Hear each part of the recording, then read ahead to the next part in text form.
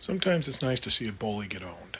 I think about movie tropes, and one that's sticking out to me is the movie Dazed and Confused, where you had the initiation of the eighth graders on eighth grade graduation, where they had to come and get into high school, where the seniors at the or the juniors at the high school went around hunting down the eighth graders to give them a swat or torture them in some sort of hazing ritual or whatever.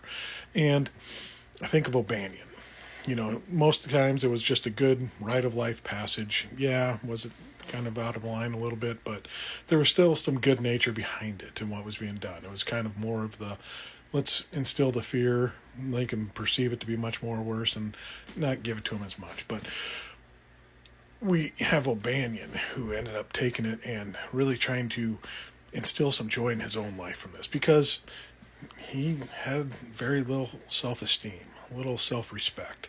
So he had to take this out and find his worth on instilling his dominance over what he perceived to be a weaker individual. And them weaker individuals end up showing him up in the end, spilling paint all over him and causing him to have a horrible night. And there's this trope happens in all sorts of movies. You have Christmas Story where Ralphie beats up Scott Farkas and Daniel Russo with the undefensible crane kick in the end there. The hero's journey type thing.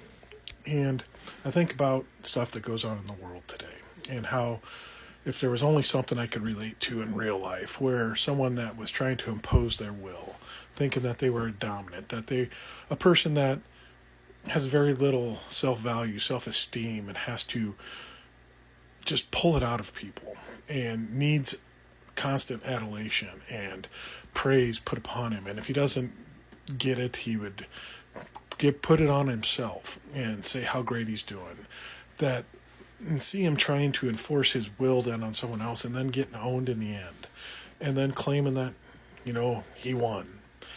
It would be really cool to see something like that actually happen. But I can't think of anything offhand in a recent 24 hours or anything where a bully that tried to intimidate other people got stood up and put out. But it's good when you do actually see it. And I'll probably think of something here that I could relate, maybe not in this video, but somewhere else. But there's probably 47 different examples I could think of, but none of them are coming to mind right now. And it would be nice to see the movies actually happen in real life, where the underdog kind of comes back and just says, yeah, whatever, and makes a better deal for themselves in the end and a lesser deal for the bully, and then have the bully come out taunting how he came out on top when most of the world's just laughing at him and losing even more of the little respect he already had. But, of course, he's going to keep going on and stating that he's doing great and wonderful, but eventually he's going to be the only one doing it.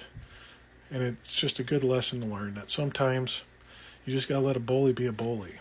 And then someone's going to come up and stand up to O'Banion, stand up to Scott Farkas, and put them in their place and let them know, hey, you got to stop.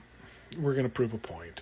And I think it'll happen again and again.